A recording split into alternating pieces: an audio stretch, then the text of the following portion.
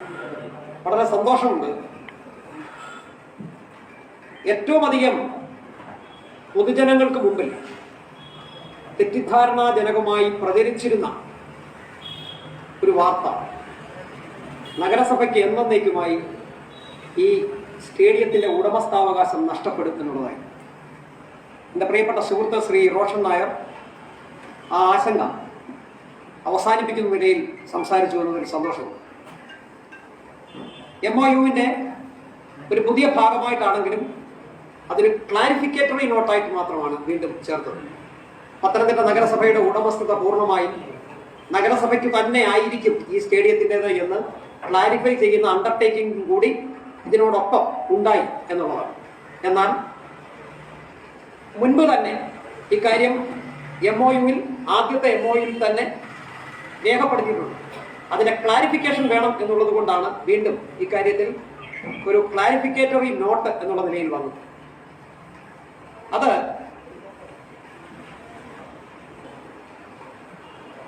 മൂന്നാമത്തെ ക്ലോസിൽ ആദ്യത്തെ MOUവിൽ തന്നെ അത് വ്യക്തമാക്കുന്നു. The second party shall hand over the land and Accord, ഇനിയാണ് വളരെ പ്രധാനപ്പെട്ട വാക്ക്, permissive sanction to the first party for the construction and operation of the facilities created by the first party. ആദ്യത്തെ MOUവിൽ തന്നെ ഉള്ള ക്ലോസ് 3-ൽ എന്ത് സാങ്ഷനാണ് അക്കോർഡ് ചെയ്യുന്നതെന്ന് വളരെ വ്യക്തമായി പറയുന്നു. Only permissive sanction. Permissive sanction കൊടുക്കാൻ ഒക്കുന്ന ഒരൊറ്റ ആൾ മാത്രമേ ഉള്ളൂ. അത് ഒരു ഉടമസ്ഥനാണ്. എൻ്റെ വീട്ടിൽ ഒരാൾക്ക് 10 ദിവസത്തേക്ക് താമസിക്കണമെങ്കിൽ ഞാൻ കൊടുക്കുന്ന സാങ്ഷന്റെ പേരാണ് പെർമിസീവ് സാങ്ഷൻ. എൻ്റെ കെട്ടിടത്തിൽ 1 മാസത്തേക്ക് ഒരാൾക്ക് വാടകയ്ക്ക് എടുക്കണമെങ്കിൽ അതിന് നൽകുന്ന സാങ്ഷന്റെ പേരാണ് പെർമിസീവ് സാങ്ഷൻ. ഇന്ന് രാവിലെ പത്തനംതിട്ട നഗരസഭയിലേക്ക് ഒരു ടൂർണമെന്റ് നടത്തണം എന്നാവശ്യപ്പെട്ടു വരുന്ന ഒരു ടീമിന് പത്തനംതിട്ട നഗരസഭ നൽകുന്ന സാങ്ഷന്റെ പേരാണ് പെർമിസീവ് സാങ്ഷൻ. പെർമിസീവ് സാങ്ഷൻ നൽകാൻ കഴിയുന്നത് ഒരു ഉടമസ്ഥന് മാത്രമാണ്. അതുകൊണ്ട് തന്നെയാണ് മൂന്നാമത്തെ ക്ലോസിൽ തന്നെ ഇതിനകം പെർമിസീവ് സാങ്ഷനാണ് അക്കോർഡ് ചെയ്യുന്നത് വളരെ വ്യക്തമായി പറഞ്ഞിരിക്കുന്നത്. The second party shall hand over the land and accord permissive sanction. എന്തിനു വേണ്ടി? For the construction and operation of the facilities. സ്റ്റേഡിയത്തിന്റെ നിർമ്മാണത്തിനും അതിന്റെ നടത്തിപ്പിനുമായി പെർമിസീവ് സാങ്ഷൻ മാത്രമാണ് ഈ ഉടമസ്ഥനായ മുനിസിപ്പാലിറ്റി കൊടുക്കുന്നതെന്നാണ് വളരെ വ്യക്തമായി പറഞ്ഞിരിക്കുന്നത്. അതോടൊപ്പം ഇവിടെ ഈ ആശങ്ക ഉയർന്ന ഘട്ടത്തിൽ മാത്രമാണ് ഒരു അണ്ടർടേക്കിംഗ് കൂടി MOUവിന്റെ ഭാഗമായി വീണ്ടും എഴുതി ചേർത്തത്. ഇതെല്ലാം നാം മനസ്സിലാക്കേണ്ടത്, ഇവിടെ പറഞ്ഞു നിരന്തരമായ പോരാട്ടത്തിന്റെ ഭാഗമായാണ് ഇതെല്ലാം എഴുതി ചേർത്തത്. 14 ജില്ലകൾക്കും വേണ്ടി ഉണ്ടാക്കിയ ഒരു MOU ആണ്. ഇവിടെ ശ്രീമതി സിന്ധു അനിൽ സൂചിപ്പിച്ചു, ചെങ്ങന്നൂരിലെ ആളുകളെല്ലാം കരഞ്ഞുകൊണ്ട് കിടക്കുകയാണ്. ഞാനങ്ങനെ കേട്ടില്ല. വലിയ ആഘോഷത്തിലാണ് അവരുടെ സ്റ്റേഡിയം നിർമ്മിക്കപ്പെടാൻ വേണ്ടി പോവുകയാണ്. പത്തനംതിട്ടയുടേതിന് സമാനമായിരുന്നു ചെങ്ങന്നൂർ നഗരസഭയുടെ സാഹചര്യം. ചെങ്ങന്നൂരിലെ MLA സജി ചെറിയാൻ ഇടതുപക്ഷ ജനാധിപത്യ മുന്നണിയുടെ MLA ആണ്. അവിടുത്തെ ചെയർമാനും കൗൺസിലും ബഹുഭൂരിപക്ഷത്തോടെ UDF-ൻ്റെതാണ്. അവർ രണ്ടുപേരും കൈകോർത്തു കിഫ്ബിയിൽ നിന്ന് ലഭിക്കുന്ന ഫണ്ട് ഉപയോഗിച്ച് ആലപ്പുഴ ജില്ലയ്ക്ക് നൽകിയ സ്റ്റേഡിയം ചെങ്ങന്നൂരിൽ മനോഹരമായി നിർമ്മിച്ചുകൊണ്ടിരിക്കുകയാണ്. അത് പൂർത്തീകരിക്കാൻ വേണ്ടി പോവുകയാണ്. അവിടെ ഒരാൾക്കും ഒരാശങ്കയുമില്ല. ആ സ്റ്റേഡിയം പൂർണ്ണമായും നമുക്ക് നൽകിയ MOUവിൻ്റെ ഒറിജിനൽ രൂപത്തിൽ തന്നെ ഒപ്പിട്ട് ആ നഗരസഭയിലും UDF-ഉം ഇടതുപക്ഷ ജനാധിപത്യ മുന്നണിയുടെ MLA കൈകോർക്കുന്ന വികസന കാഴ്ചപ്പാടാണ് കണ്ടത്. അതുകൊണ്ട് ആ പറയുന്ന ആക്ഷേപങ്ങൾ അടിസ്ഥാനരഹിതമാണ്. യാതൊരു അടിസ്ഥാനവുമുള്ള വാദമുഖമല്ല ഉന്നയിക്കപ്പെട്ടത്. മറ്റൊന്ന്, ഏറ്റവും പ്രധാനപ്പെട്ട ഒരു ആശങ്കയായി ഉയർന്നത് 9ാമത്തെ ക്ലോസ് ആണ്. അതിൽ പുതിയതായി വന്ന ചില കൗൺസിലർമാരുടെയും ശ്രീ ഷമീർ അടക്കമുള്ളവരുടെയും ആശങ്കയെ തീർച്ചയായും അതിൻ്റെതായ അർത്ഥത്തിൽ തന്നെ കാണുകയാണ്. അതോടൊപ്പം തന്നെ 13ാം വാർഡ് കൗൺസിലറുടെ ആശങ്കയും അതിന്റെ അർത്ഥത്തിൽ കാണുകയാണ്. കാരണം ഇവർ രണ്ടുപേരും ഈ കൗൺസിലിന്റെ ഭാഗമായി എന്നെ പോലെയും ഇവിടെ ചർച്ചയിൽ പങ്കെടുത്ത പലരെ പോലെയും ആ കൗൺസിൽ യോഗത്തിൽ ഉണ്ടായിരുന്നവരല്ല. എന്താണ് 9ാമത്തെ ക്ലോസ്? 9ാമത്തെ ക്ലോസ് ഒന്ന് കൃത്യമായി വായിക്കണം. The first party shall if needed, delegate the responsibility of operation to any official government, quasi-government organizations with the prior approval from the government. ഇത് എന്റെ പ്രിയപ്പെട്ട സുഹൃത്ത് ശ്രീ എ സുരേഷ് കുമാർ പറഞ്ഞ പോലെ സൊസൈറ്റിക്ക് കൊടുക്കാറുള്ളത്. സൊസൈറ്റി ക്വാസി ജുഡീഷ്യൽ ബോഡി അല്ല, അല്ലെങ്കിൽ ക്വാസി ഗവൺമെന്റ് ബോഡി അല്ല. ക്വാസി ബോഡി എന്ന് പറഞ്ഞാൽ സർക്കാരിന് സമാനമായി സർക്കാർ ഉണ്ടാക്കുന്ന ഒരു എൻറ്റിറ്റിയെയാണ് ക്വാസി ഗവൺമെന്റ് എന്ന് പറയുന്നത്. ആ ക്വാസി ഗവൺമെന്റിനോ സ്പോർട്സ് കൗൺസിൽ പോലെയുള്ള ഒരു സംവിധാനത്തിനോ ഇതിന്റെ നടത്തിപ്പ് ചുമതല മാത്രമാണ് ഏൽപ്പിച്ചു കൊടുക്കുന്നത്. Operation of the facility, not the ownership. Ownership അല്ല കൈമാറുന്നത്. ഏതെങ്കിലും കാരണവശാൽ ആവശ്യമായി വന്നാൽ, ഇഫ് നീഡഡ്. അതുകൊണ്ടാണ് ഞാൻ പറഞ്ഞത്, മലയാളത്തിൽ വരുത്തിയിരിക്കുന്ന തർജ്ജിമ ഇംഗ്ലീഷിന്റെ അർത്ഥത്തെയോ അതിന്റെ ഉദ്ദേശശുദ്ധിയോ പ്രതിഫലിപ്പിക്കുന്ന ഒന്നല്ല. ഈ പറയുന്ന മലയാളത്തിലെ ട്രാൻസ്ലേഷൻ കണ്ടാൽ ഞാനും ഇതിനകത്ത് ഒപ്പിടില്ല. മലയാളത്തിലെ ട്രാൻസ്ലേഷൻ കണ്ടാൽ ആരും ഇതിൽ ഒപ്പിടില്ല. ആരാണ് ട്രാൻസ്ലേഷൻ നടത്തിയെന്ന് എനിക്കറിയില്ല. ആവശ്യമായി വരുന്ന ഘട്ടമുണ്ടെങ്കിൽ ക്വാസി ഗവൺമെന്റ് ഓർഗനൈസേഷനെയോ ഗവൺമെന്റിന്റെ മുൻകൂർ അനുമതിയോടുകൂടി മാത്രം ചുമതല ഏൽപ്പിക്കാം എന്ന് പറഞ്ഞത് എങ്ങനെയാണ് മലയാളത്തിൽ എഴുതി വെച്ചിരിക്കുന്നത് നിങ്ങൾ തന്നെ നോക്കിയാൽ മതി. നിങ്ങൾ കുറെ നാൾ ഇത് പഠിച്ചവരാണ്. ഇവിടെ ഒരു ആശങ്കയുടെയും അടിസ്ഥാനം ഇല്ല. ഗവൺമെന്റിന്റെ പ്രയർ അപ്രൂവലോട് കൂടി. ഈ ഗവൺമെന്റ് എന്ന് പറഞ്ഞാൽ ആരാണ്? ഗവൺമെന്റ് ഒരു പ്രത്യേക സംവിധാനമാണ്.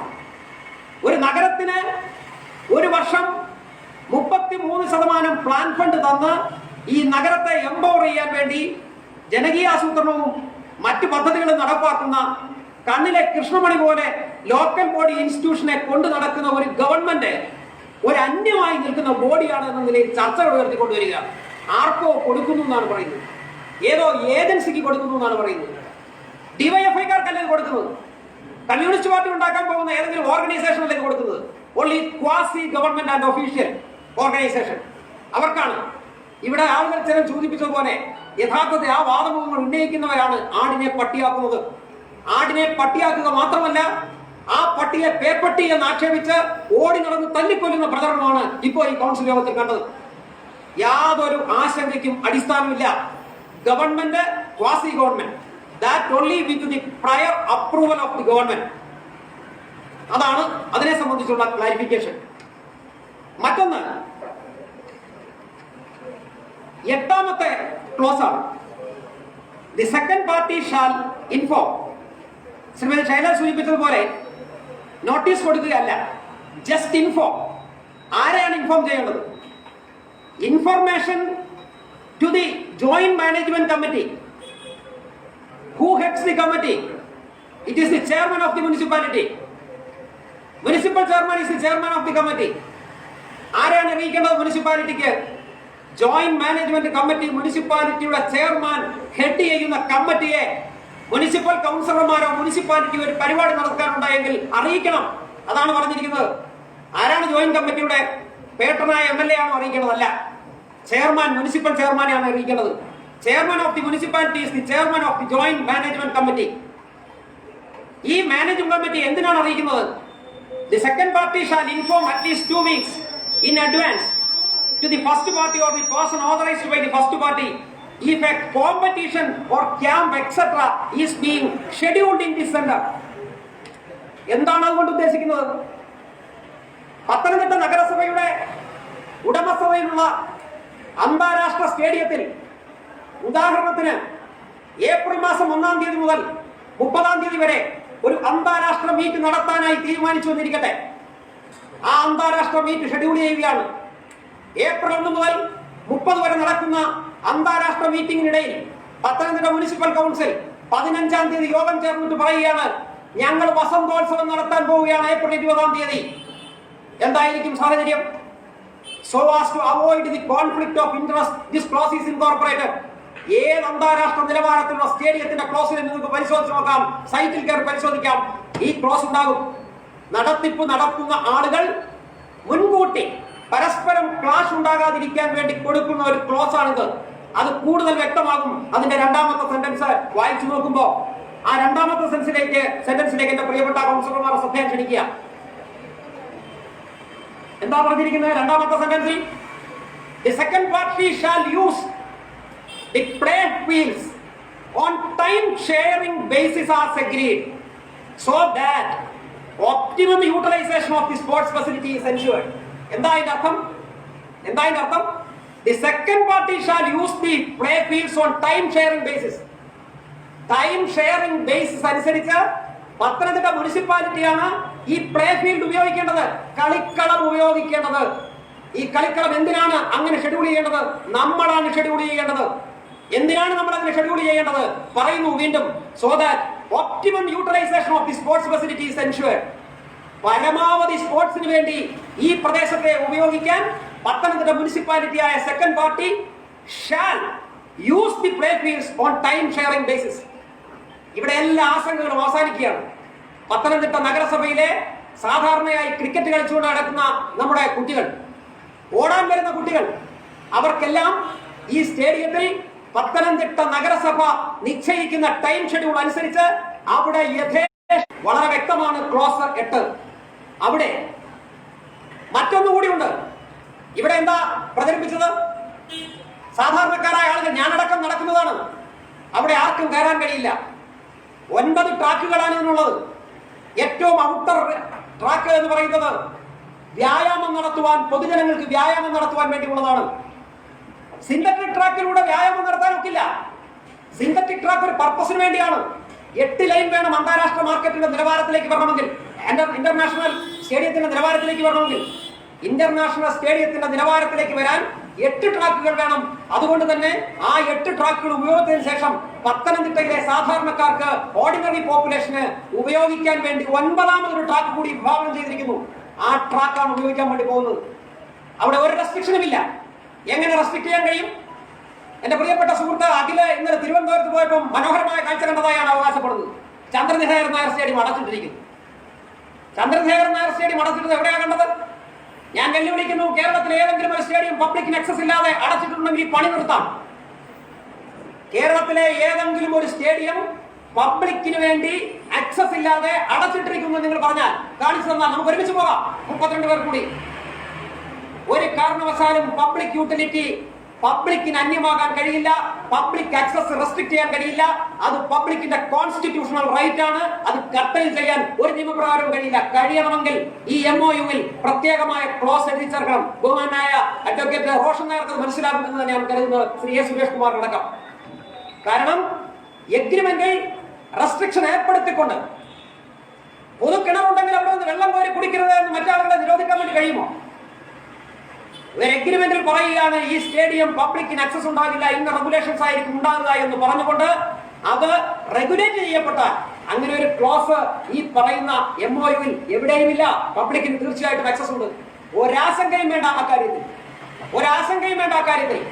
അങ്ങനെ എന്തെങ്കിലും ആശങ്ക ഉണ്ടെങ്കിൽ അതും ദൂരീകരിക്കാൻ ഈ കൗൺസിൽ പ്രതിജ്ഞാബദ്ധമാണ്. ഞങ്ങളൊക്കെ എന്റെ ഭാവിയെക്കുറിച്ചും എന്റെ പൊതുജീവിതത്തിൽ കറുത്ത പാട് വീഴുന്നതിനെ കുറിച്ചൊന്നും എന്റെ പ്രിയപ്പെട്ട സുഹൃത്ത് ആശങ്കപ്പെടണ്ട. ഇതിനകത്തൊന്നും കണ്ണു നട്ടുകൊണ്ടല്ല ഞാൻ ഇരിക്കുന്നത്. 50 കോടി രൂപ വരുന്നത് എന്റെ കയ്യിലേക്കുമല്ല, ധരിക്കണ്ട. ആ 50 കോടിയും എവിടെ വരുന്നു എന്നതിന് ഇതിനെ സംബന്ധിച്ച് വളരെ വ്യക്തമായ ധാരണയുണ്ട്. A joint bank account shall be operated and maintained by the 2 parties with the prior approval of the government. മനസ്സിലായോ? 15ാമത്തെ close. A joint bank account അവരുടെ കയ്യിലല്ല പോകുന്നത്. A joint bank account by both parties. State government, സ്പോർട്സിന്റെ director, അതോടൊപ്പം Pathanamthitta municipal secretary, ഈ 2 പേരും കൂടി operate ചെയ്യുന്ന joint bank account ആണ് മെയിൻറ്റെയിൻ ചെയ്യാൻ പോകുന്നത്. That too with the prior approval of the government. ഗവൺമെന്റിന്റെ എല്ലാ സാന്നിധ്യവും എല്ലാ ഭാഗത്തും എഴുതിച്ചു നിൽക്കുകയാണ്. ഗവൺമെന്റ് ആണ് ചെയ്യേണ്ടത്, അല്ലാതെ എന്റെ പ്രിയപ്പെട്ട സുഹൃത്ത് പറഞ്ഞതുപോലെയല്ല. എന്നാ പിന്നെ ഗവൺമെന്റ് അങ്ങ് ഏറ്റെടുത്തുകൂടായിരുന്നു എന്ന് അദ്ദേഹം ചോദിച്ചത്. അങ്ങനെയല്ല ഞാൻ ഉദ്ദേശിച്ചത്. ഗവൺമെന്റിന് എപ്പോഴും ഒരു റോളുണ്ട്. ആ റോള് പൂർണ്ണമായും പരിപാലിച്ചുകൊണ്ട് മാത്രമേ, അതിന് അവിധേയമായി മാത്രമേ നമുക്ക് പ്രവർത്തിക്കാൻ കഴിയും. ഇതൊരു ലോക്കൽ സെൽഫ് ഗവൺമെന്റ് ആണ്. അതുകൊണ്ടാണ് നമ്മുടെ കൺസെന്റ് ആവശ്യപ്പെടുന്നത്. നമ്മുടെ പ്രോപ്പർട്ടിയാണ്. ഇവിടെ മറ്റൊരു ആശങ്ക ഉയർന്നു ശ്രീ റോഷൻ നായരുടേത്. ഏറ്റവും നല്ല നിലയിലേക്ക് പോയിന്റ്സിലേക്ക് വന്ന ആ ചർച്ചയാണെന്ന് ഞാൻ കരുതുന്നു. വളരെ പെട്ടെന്ന് നമുക്ക് ക്ലാരിഫൈ ചെയ്യാനുള്ള ഗുണമുണ്ടായി ആ ചർച്ച. അദ്ദേഹം ചോദിച്ചു, തീർച്ചയായും അദ്ദേഹത്തിന്റെ ആശങ്കയ്ക്ക് ഒരു അടിസ്ഥാനവും പിന്നെ ഒരു ആശങ്കയും വേണ്ട. ഇൻഡോർ സ്റ്റേഡിയം എന്ന് പറയുന്നത് ശ്രീ ആന്റോ ആന്റണി MP ഇവിടെ ഫണ്ട് ഉപയോഗിച്ച് ചെയ്യാം എന്ന് പ്രതീക്ഷിച്ചിരുന്ന ഇൻഡോർ സ്റ്റേഡിയത്തിന്റെ ഒരു അവസ്ഥയും കൂടി ഞാനിപ്പോ പറഞ്ഞേക്കാം. കാരണം നാളെ നിങ്ങൾ തന്നെ കുറ്റക്കാരെന്ന് വിധിക്കരുത്. അതുകൊണ്ടാണ്. എത്ര രൂപയാണ് ആ സ്റ്റേഡിയത്തിന്? 23 കോടി രൂപയാണ് എന്നാണ് എന്റെ ധാരണ. 23-24 കോടി രൂപയാണ് വേണ്ടത്. എത്ര കോടി രൂപ അനുവദിച്ചിട്ടുണ്ടെന്ന് അറിയുമോ? 5 കോടി രൂപയാണ് കേന്ദ്ര സ്പോർട്സ് മന്ത്രാലയം അനുവദിച്ചിട്ടുള്ളത്. അതിൽ എത്ര രൂപ കിട്ടിയെന്നറിയാമോ? ബന്ധപ്പെട്ട ചെയർപേഴ്സൺമാർ റിപ്പോർട്ടാണെങ്കിൽ അത് തെറ്റാണെങ്കിൽ ഇപ്പൊ തന്നെ എഴുന്നേറ്റ് ക്ലാരിഫൈ തന്നാൽ മതി. ഞാൻ അത് തിരുത്താം. ഞാൻ അതിന്റെ ഡീറ്റെയിൽസ് ഒന്നും ഫയലിലേക്ക് പഠിച്ചിട്ടില്ല. പൊതുവായി അറിയാവുന്ന ധാരണയാണ് പറഞ്ഞത്. 1,80,00,000 രൂപയാണ് അനുവദിച്ചിട്ടുള്ളത്. ആ 1,80,00,000 രൂപയിൽ നിന്നും പ്ലാനും സ്കെച്ചും മരത്തിന്റെ പണം കൊടുക്കരുതെന്നാണ് മന്ത്രാലയത്തിന്റെ നിർദ്ദേശം. പക്ഷെ നമ്മൾ കൊടുത്തു. ഏത് ഗ്രൂപ്പിന്? ദേശായി ഗ്രൂപ്പിന്. ദേശായി ഗ്രൂപ്പിന് 1,80,00,000 രൂപ കേന്ദ്ര സ്പോർട്സ് മന്ത്രാലയം നൽകിയതിനകത്തുനിന്ന് അതിന്റെ 3.5% ആണെന്ന് തോന്നുന്നു. 3.5% അവരുടെ ഡ്രോയിങ്ങും സ്കെച്ചും വരച്ചതിന്റെ പൈസ ആ 1,80,00,000 രൂപയിൽ നിന്ന് കൊടുത്തിരിക്കുന്നു. ബാക്കിയുള്ള തുകയാണുള്ളത്. ആ ബാക്കിയുള്ള തുകയ്ക്കാണ് ഇവിടെ പൊങ്ങിയിരിക്കുന്ന കമ്പികൾ. ബാക്കി ശ്രീ KR അജിത് കുമാർ വനോട് എടുത്തുകൊണ്ട് പോയതിന്റെ കാര്യം ഇനി അതവിടെ കിടന്ന് തുരുമ്പെടുത്താൽ ആർക്കും നഷ്ടപ്പെടാൻ കഴിയില്ല. കാരണം എന്താ? സ്പോർട്സ് മന്ത്രാലയം 2ാം ഘട്ട പണം അനുവദിച്ചിട്ടില്ല. 1,80,00,000 രൂപയിൽ അവസാനിച്ചു ആ പദ്ധതി. 1 രൂപ പോലും ഈ കഴിഞ്ഞ കാലങ്ങളിൽ അന്ന് അനുവദിച്ചിട്ടില്ല. MP-യുടെ ഫണ്ട് കൊടുക്കാമെന്നാണ് പറഞ്ഞത്. പ്രിയപ്പെട്ട പ്രധാനമന്ത്രി ശ്രീ നരേന്ദ്രമോദി MP-യുടെ ഫണ്ട് മരവിപ്പിച്ചിരിക്കുന്നു. ഈ MP-യുടെ മാത്രമല്ല, ഈ ഇന്ത്യയിലെ മുഴുവൻ MP-മാരുടെയും ശ്രീ നരേന്ദ്രമോദി അടക്കമുള്ള MP-മാരുടെ ഫണ്ടുകൾ വരുന്ന 2 വർഷക്കാലത്തേക്ക് മരവിപ്പിച്ചിരിക്കുന്നു. നിങ്ങൾ തന്നെ പറ, എവിടെ നിന്നാണ് ഈ പണം എടുത്ത് ചെയ്യേണ്ടത്? ഇൻഡോർ സ്റ്റേഡിയം അതിന്റെ കുറ്റി പൊങ്ങിയത് വരെ അത് പൊങ്ങി നിൽക്കും. ഇനി അടുത്ത കാലങ്ങളിലൊന്നുമില്ല. ആ സ്റ്റേഡിയം ചൂണ്ടിക്കാട്ടിക്കൊണ്ടാണോ 50 കോടിയുടെ പദ്ധതി വേണ്ടതില്ലാതെ വെക്കുന്നത്? അത് ഇതിന്റെ ഭാഗമല്ല. ഞാൻ ഭംഗ്യന്തരാണ് പറഞ്ഞു വന്നോളൂ. അത് ഇതിന്റെ ഭാഗമല്ല. ശ്രീ ആന്റോ ആന്റണി MP-യുടെ ഫണ്ട് കിട്ടുമെന്ന പ്രതീക്ഷയിൽ തുടങ്ങുകയും ഫണ്ട് അവസാനിക്കുകയും കേന്ദ്ര കായിക മന്ത്രാലയം നൽകാൻ അടച്ചു നിൽക്കുകയും ചെയ്യുന്ന 23 കോടി രൂപയുടെ 1,80,00,000 രൂപ മാത്രം ലഭിച്ച പരിപാടി നിർത്തി കമ്പിയുമായി പോയിട്ടുള്ള ആ വർക്കിന് ആവശ്യമായി വരുന്ന സ്ഥലം ഈ ഇൻഡോർ സ്റ്റേഡിയത്തിന്റെ പദ്ധതിയുടെ ഭാഗമായില്ല. അതിന്റെ തൊട്ടടുത്ത് കിടക്കുന്ന ട്രക്ക് ടെർമിനൽ എന്ന് പറയുന്ന ഒരു പദ്ധതിയുണ്ട്. ആ ട്രക്ക് ടെർമിനലിന് വേണ്ടി എത്തിയിരിക്കുന്ന സ്ഥലവുമില്ല. സ്റ്റേഡിയം നിർമ്മാണം ആവശ്യമായി തുടങ്ങിയാൽ നമ്മുടെ ചെറുപ്പക്കാരായ ആളുകൾ ഇപ്പൊ കളിച്ചുകൊണ്ടിരിക്കുന്ന സ്റ്റേഡിയത്തിൽ അവർക്ക് സ്റ്റേഡിയം ആവശ്യമായി വന്നാൽ 2-3 വർഷം കൊണ്ട് പൂർത്തീകരിക്കുന്ന ആ സ്റ്റേഡിയത്തിന് മുമ്പായി അവർക്ക് കളിക്കളം ഒരുങ്ങണമെങ്കിൽ ഈ ട്രക്ക് ടെർമിനൽ അടക്കമുള്ള ഭാഗത്തേക്ക് നമുക്ക് ടെമ്പററി ആയ സ്റ്റേഡിയം ഒരുക്കി കൊടുക്കാൻ വേണ്ടി കഴിയും. എന്തിനാണ് ആശങ്കപ്പെടുന്നത്?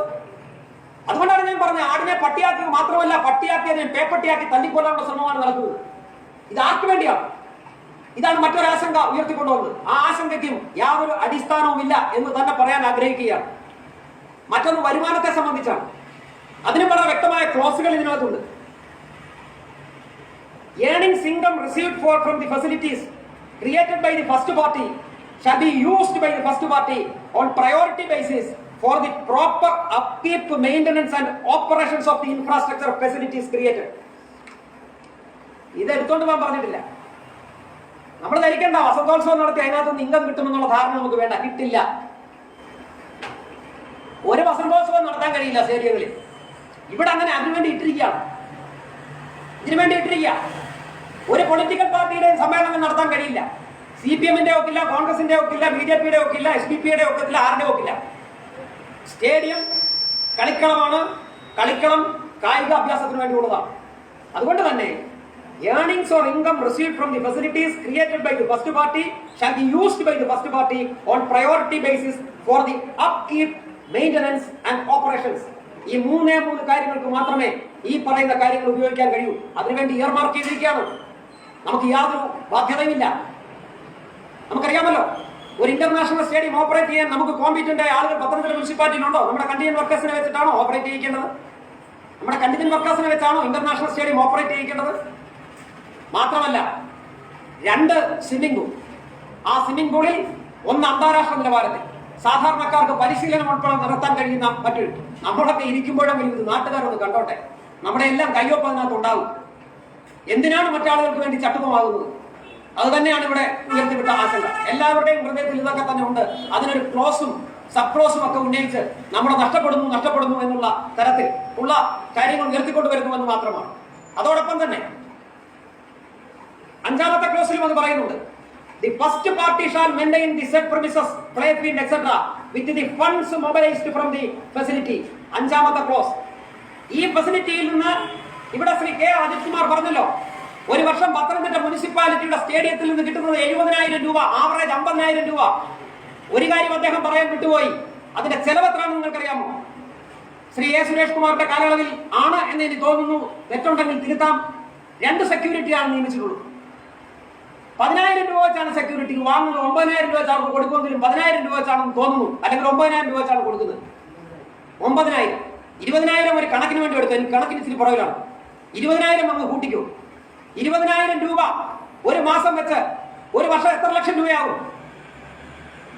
വരുമാനമില്ലാത്ത 55,000 രൂപ വരുമാനം മാത്രമുള്ള മുനിസിപ്പൽ സ്റ്റേഡിയത്തെ സംരക്ഷിക്കാൻ 2.5 ലക്ഷം 3 ലക്ഷം രൂപയുള്ള സെക്യൂരിറ്റി നിൽക്കുക, 2 പേർ അപ്പുറവും ഇപ്പുറവും. ആർക്കാണ് ഇതുകൊണ്ടുള്ള ഗുണം? എവിടെയാണ് നഗരസഭയുടെ താല്പര്യം നഷ്ടപ്പെടുന്നത്? എവിടെയാണ് നഗരസഭയുടെ ഇൻകം നഷ്ടപ്പെടുന്നത്? ഇതെല്ലാം അടിസ്ഥാനരഹിതമായ ആക്ഷേപങ്ങളാണ്. ഈ പദ്ധതി നടപ്പാക്കാതിരിക്കാൻ വേണ്ടിയുള്ള വാച്ചോടവങ്ങൾ മാത്രമാണിത്. വീണ്ടും അടുത്ത ക്ലോസിലേക്ക് വരാം. ഓരോ ക്ലോസുമായി 15 ക്ലോസ് നമ്മൾ വായിക്കാൻ പോവാ. ഒരാശങ്കയും വേണ്ട, ആർക്കും മലയാളമോ ഇംഗ്ലീഷോ എങ്ങനെ വേണമെങ്കിലും തർജ്ജമ ചെയ്യാം, ഒരു പ്രശ്നവുമില്ല, ആരെയും അങ്ങനെ തെറ്റിദ്ധരിപ്പിക്കത്തുമില്ല. അതുകൊണ്ടാണ് ഓരോ സെന്റൻസും വായിച്ചു പോകുന്നത്. അടുത്തത് 15ാമത്തെ ക്ലോസ് ഞാൻ ആദ്യം തന്നെ വായിച്ചു. ഈ ഫണ്ട് എങ്ങനെ കൈകാര്യം ചെയ്യണമെന്നുള്ളതിന്റെ വ്യക്തമായ ക്ലോസ് ആണ്. അത് ജോയിന്റ് ബാങ്ക് അക്കൗണ്ടിലൂടെ ആയിരിക്കും എന്നത് ഞാൻ വായിച്ചു, അതുകൊണ്ട് ഞാൻ റിപ്പീറ്റ് ചെയ്യുന്നില്ല. മറ്റൊന്ന്,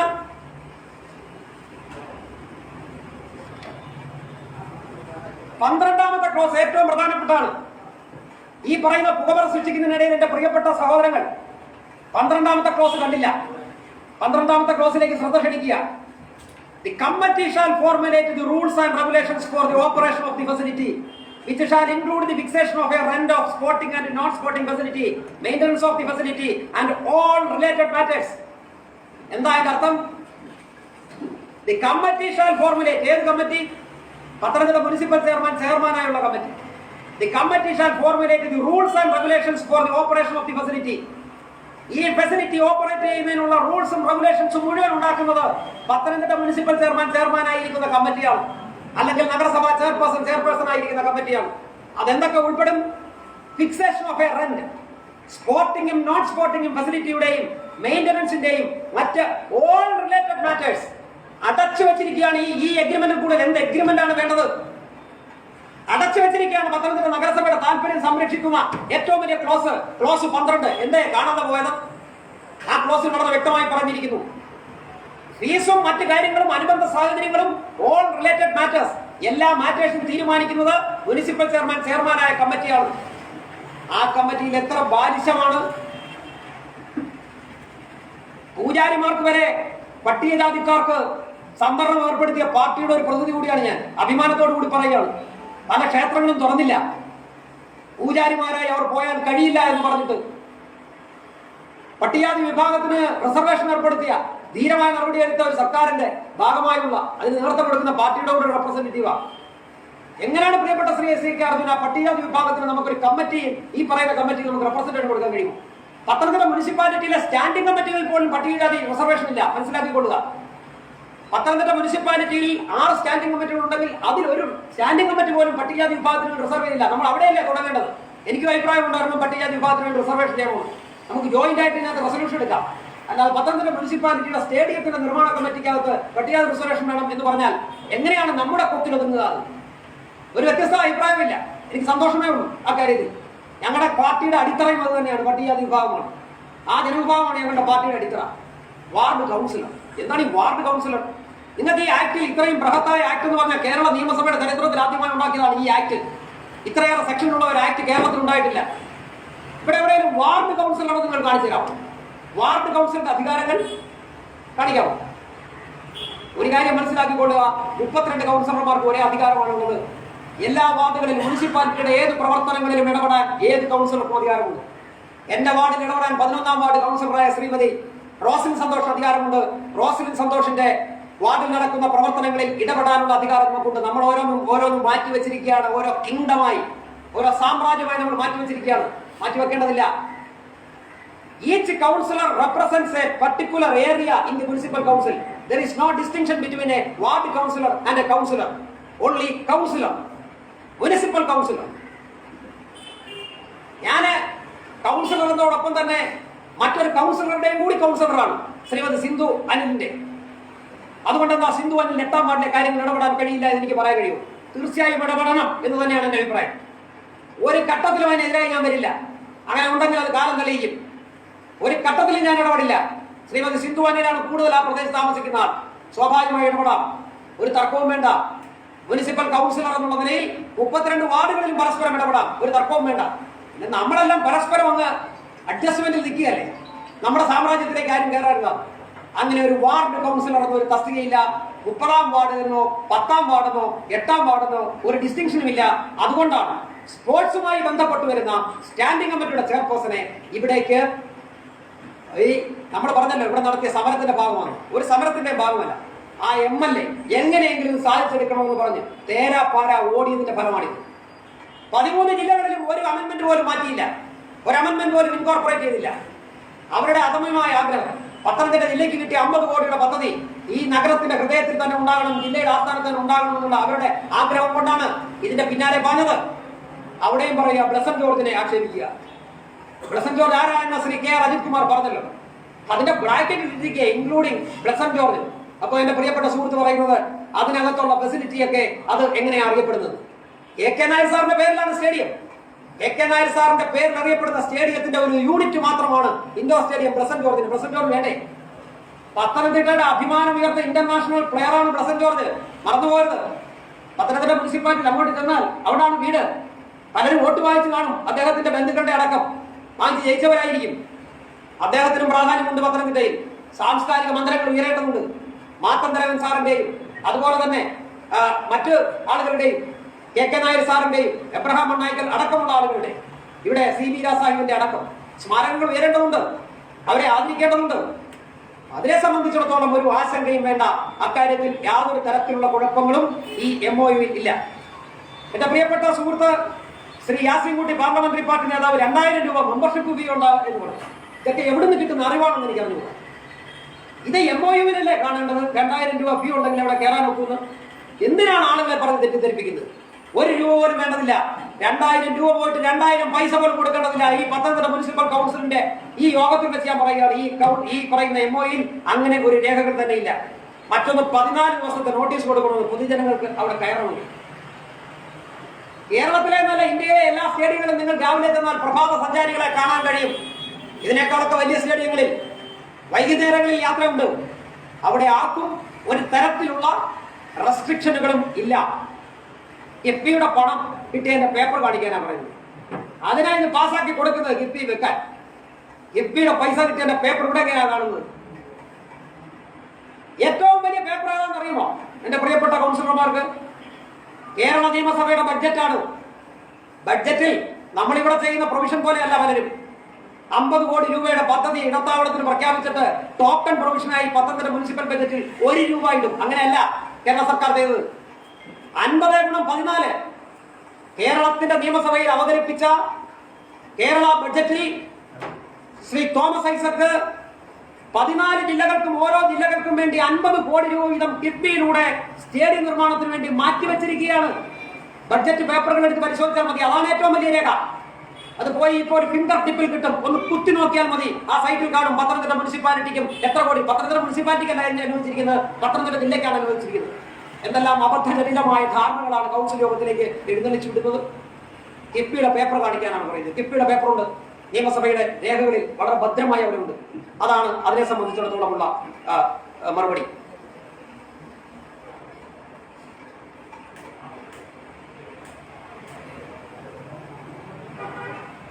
മറ്റൊന്ന് അപ്പീൽ സർക്കാരിനാണെന്നാണ് പറഞ്ഞിരിക്കുന്നത്. അപ്പീൽ സർക്കാരിനല്ലേ? പത്തനംതിട്ട മുനിസിപ്പൽ കൗൺസിലിലെ ഫിനാൻസ് കമ്മിറ്റി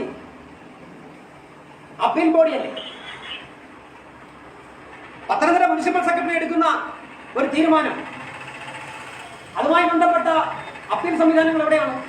സർക്കാർ കേന്ദ്രീകൃതമായ സംവിധാനത്തിലുണ്ടാവും. മാത്രമല്ല വഞ്ചിയൂർ കോടതിയിൽ പോകണം. വർഷങ്ങളോളം ഫയലും ചുമന്ന് എറണാകുളത്ത് കോടതിയുടെ വരാന്തയിൽ കയറി കണ്ടംപ്റ്റ് ഓഫ് കോർട്ട് ഫേസ് ചെയ്ത് മൂലയ്ക്ക് നിന്നിട്ടുള്ള പത്തനംതിട്ട മുനിസിപ്പാലിറ്റിയുടെ ഉദ്യോഗസ്ഥരെ കണ്ട് തഴക്കവും പഴക്കവും വന്ന ശ്രീ A. സുരേഷ് കുമാറാണ് പറയുന്നത് വഞ്ചിയൂർ കോടതിയിൽ ഫയലും ചുമന്ന് കൊണ്ടിരുന്നത്. ഇവിടെ ഒരു കൗൺസിലറും പോകണ്ട. ഇവിടുത്തെ ട്രൈബ്യൂണലിന്റെ കേസെല്ലാം എവിടെയാണ് നടക്കുന്നത്? പത്തനംതിട്ട മുനിസിപ്പൽ കോടതിയിലാണ്. പത്തനംതിട്ട എന്ന് പറയുന്നത് ഞാൻ നഗരസഭാ ചെയർമാന്റെ കസേരയിലേക്ക് 2005, 2010 കാലയളവിൽ ഞാൻ എത്തുമ്പോ 99 കേസുകളും തോക്കുന്ന കേരളത്തിലെ ഏക മുനിസിപ്പാലിറ്റി പത്തനംതിട്ട മുനിസിപ്പാലിറ്റി ആയിരുന്നു. അന്ന് പത്തനംതിട്ട മുനിസിപ്പാലിറ്റിക്ക് വേണ്ടി ഒരു ലോ ഓഫീസറെ വെക്കാൻ വേണ്ടി സർക്കാർ ആലോചിച്ചുകൊണ്ടിരിക്കുകയായിരുന്നു. കാരണം ഏറ്റവും കൂടുതൽ കേസുകൾ തോക്കുന്ന ഡിസ്റ്റിങ്ഷനുള്ള മുനിസിപ്പാലിറ്റി. അവിടെ നിന്നാണ് നഗരസഭാ കൗൺസിൽ 2 അഭിഭാഷകരെ മാറ്റിയത്. ശ്രീ സുനിലിനെ ഹൈക്കോടതിയിലും ശ്രീ ഉണ്ണികൃഷ്ണനെ പത്തനംതിട്ട മുനിസിപ്പൽ കോടതിയിലും വെച്ചു. ഞാനെടുത്ത തീരുമാനത്തിന്റെ ശരിമയാണ് തുടർന്ന് വന്ന കൗൺസിലുകൾ അംഗീകരിച്ചത്. ശ്രീ എ സുരേഷ് കുമാർ തുടർന്ന് വന്നു. ശ്രീ സുരേഷ് കുമാർ ഹൈക്കോടതിയിലെയും മുനിസിപ്പൽ കോടതിയിലെയും അഭിഭാഷകരെ മാറ്റിയില്ല. മാറ്റാഞ്ഞെന്താ? ഗംഭീരമായി കേസുകൾ നടത്തുന്ന വക്കീലന്മാരെ തന്നെയാണെന്ന് വെച്ചത്. അതേ തുടർന്ന് മാറി, അവസ്ഥ മാറി. ട്രൈബ്യൂണലിലേക്ക് ഇവിടുന്ന് കെട്ടിട നിർമ്മാണവുമായി ബന്ധപ്പെട്ട് ഇവിടെ എല്ലാം മോഡലാണെന്നൊന്നും അഭിപ്രായം നമുക്കില്ല. കുത്തഴിഞ്ഞു കിടക്കുന്ന സെക്ഷനുകൾ ഈ പത്തനംതിട്ട മുനിസിപ്പാലിറ്റിയിലുണ്ട്. ഉദ്യോഗസ്ഥന്മാർ വരുന്നത് 1 മണിക്കും 12:30ക്കും വരുന്ന ഉദ്യോഗസ്ഥന്മാരുണ്ട്. 8:30 മണി മുതൽ 5:30 വരെ ഇവിടെ ജോലിക്കായി വരേണ്ട ആളുകൾ 11 മണിക്കും 12 മണിക്കും കയറി വരുന്ന അനുഭവമുണ്ട്. കുത്തഴിഞ്ഞ ഈജിയൻ തൊഴുത്തായി കിടക്കുകയാണ് പത്തനംതിട്ട മുനിസിപ്പൽ ഓഫീസ്. തർക്കമൊന്നുമില്ല. ഇവിടെ വരുന്ന ഓരോ കേസുകളും കോർട്ട് ശേഷം ഇടപെടാൻ വേണ്ടി പോവുകയാണ്. നിങ്ങളുടെ എല്ലാവരുടെയും സഹായത്തോടു കൂടി തന്നെ, ഈ കൗൺസിലിന്റെ സഹായത്തോടു കൂടി തന്നെ ഇടപെടാൻ പോവുകയാണ്. ആദ്യമേ വരുമ്പോൾ എല്ലാം കൂടെ മാറ്റിക്കളയാമെന്നുള്ള വ്യാമോഹമൊന്നുമില്ല. വളരെ ശക്തമായ നടപടി തന്നെ അക്കാര്യത്തിൽ ഉണ്ടാവും. ഒരു തർക്കവും വേണ്ട. അതിനോടൊപ്പം സഹകരിക്കുന്ന ഉദ്യോഗസ്ഥർക്ക് പൂച്ചുണ്ടായിരിക്കും. അല്ലാത്തവർക്ക് അതിൻ്റെതായ ബുദ്ധിമുട്ടുകളും ഉണ്ടാകും. തർക്കമൊന്നും വേണ്ട. ഒരു ദിവസം ഇരുന്നെങ്കിൽ ഒരു ദിവസം, തർക്കമൊന്നും വേണ്ട ആ കാര്യത്തിൽ. അതുകൊണ്ട് എനിക്ക് എന്റെ പ്രിയപ്പെട്ട കൗൺസിലർമാർ പറയാനുള്ളത്, വഞ്ചിയൂർ കോടതിയിലാണ് നമ്മൾ ട്രൈബ്യൂണലുമായി ബന്ധപ്പെട്ടും പോകുന്നത്. കേസുകൾക്കായി ഹൈക്കോടതി പത്തനംതിട്ടയിലേക്ക് മാറ്റണമെന്ന് പറയാൻ കഴിയില്ല. ഡിസ്പ്യൂട്ട് പരിഹരിക്കേണ്ടത് വഞ്ചിയൂർ കോടതിയിൽ തന്നെയാണ്. ആ വഞ്ചിയൂർ കോടതിയിൽ പോകുന്നതാണ് മറ്റൊരു പ്രധാന ആക്ഷേപമായി പറഞ്ഞിരിക്കുന്നത്. മറ്റൊന്ന് 14 ഏക്കർ എടുക്കുന്നുണ്ടോ എന്ന ശ്രീ റോഷൻ നായരുടെയും അതുപോലെ തന്നെ ശ്രീമതി സിന്ധുവനിലാണെന്ന് എനിക്ക് തോന്നുന്നു. അതോ റോഷൻ സന്തോഷമാണോ ചോദിച്ചു. ഇല്ല, 14 ഏക്കറും ഈ കാര്യത്തിൽ ഇല്ല. ഞാൻ പറഞ്ഞ MP കൊണ്ടുവരുന്ന ആ പ്രോജക്ട്, MP-യുടെ ഫണ്ട് 2 വർഷം കഴിഞ്ഞെങ്കിലും റിലീസ് ചെയ്യപ്പെടുമെന്ന ആഗ്രഹം തന്നെയാണ് നമുക്കുള്ളത്. തീർച്ചയായിട്ടും അത് മുന്നോട്ട് പോകട്ടെ എന്ന ആഗ്രഹമാണ് നമുക്ക് എല്ലാവർക്കും ഉള്ളത്. ആ ഭാഗങ്ങളെല്ലാം വിടുകയാണ്. അതോടൊപ്പം തന്നെ ട്രക്ക് ടെർമിനലുമായി ബന്ധപ്പെട്ട ഭാഗങ്ങളും എല്ലാം തന്നെ വിട്ടുകൊണ്ടാണ് അത് ചെയ്യുന്നത്.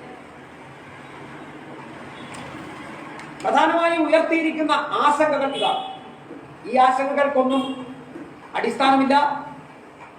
കേരളത്തിന്റെ താല്പര്യങ്ങൾ സംരക്ഷിക്കുന്ന സർക്കാരുമായാണ് നമ്മൾ കരാർ ഉൾപ്പെടാൻ പോകുന്നത്. ഏതെങ്കിലും ഒരു പ്രൈവറ്റ് പാർട്ടിയുമായില്ല.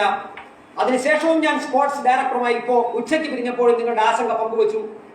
MLA-യുമായി പങ്കുവച്ചു. ഈ അണ്ടർടേക്കിംഗ് എന്ന് പറയുന്നത് പോലെയുള്ള അണ്ടർടേക്കിംഗ് ഏതെങ്കിലും തരത്തിൽ എന്തെങ്കിലും ക്ലാരിഫിക്കേഷനുകൾ മുനിസിപ്പാലിറ്റിയുടെ താല്പര്യങ്ങളുമായി ബന്ധപ്പെട്ട ആവശ്യമുണ്ടെങ്കിൽ അത്തരത്തിലുള്ള അണ്ടർടേക്കിങ്ങുകളും നൽകാൻ അവർ സന്നദ്ധമാണ് എന്ന് അറിയിച്ചിട്ടുണ്ട്. അതുകൊണ്ട് തന്നെ MOU-ൽ ഒരു അമെന്റ്മെന്റ് വരുത്തിക്കൊണ്ട് നമുക്ക് ഈ പദ്ധതി നഷ്ടപ്പെടുകയാണ്. ഇവിടെ വീണ ജോർജ് MLA 5 മണി 4 മണി എന്ന് പറഞ്ഞ് കൗണ്ട് ഡൗൺ നടത്തി എന്നൊക്കെ പറഞ്ഞു. സാധാരണ നിലയിൽ ആർക്കും ചിന്തിക്കാം, ഈ മാസം കൂടി കഴിയുമ്പോഴേക്കും മാർച്ച് ബഡ്ജറ്റ് വരികയാണ്. മാർച്ച് മാസത്തോടു കൂടി കോഡ് ഓഫ് കോണ്ടക്ട് വരികയാണ്. ഇനി കിഫ്ബിയുടെ ഒരു യോഗം ഉണ്ടാകണമെന്നില്ല. ഒരുപക്ഷെ ഈ സർക്കാർ തന്നെ തുടർന്ന് വരുമ്പോൾ അന്ന് 14 ജില്ലകൾക്കും ഇത്തരം ഒരു സ്റ്റേഡിയം പദ്ധതി ഉണ്ടായിക്കൊള്ളണമെന്നില്ല. അതുകൊണ്ടാണ് ഞാൻ പറഞ്ഞത്, പത്തനംതിട്ട നഗരത്തിന്റെ വികസനവുമായി ബന്ധപ്പെട്ട ലാസ്റ്റ് ബസ്സിലെങ്കിലും കയറാൻ എന്റെ പ്രിയപ്പെട്ട കൗൺസിൽ അംഗങ്ങൾ, സഹോദരങ്ങൾ തയ്യാറാകണം. അല്ലെങ്കിൽ ചരിത്രം നമ്മളെ കുറ്റക്കാരൻ വിധിക്കും. അല്ലാതെ പ്രിയപ്പെട്ട സുരേഷ് കുമാർ പറഞ്ഞതുപോലെ എനിക്കൊരു ബ്ലാക്ക് മാർക്കും വരാൻ പോകുന്നില്ല.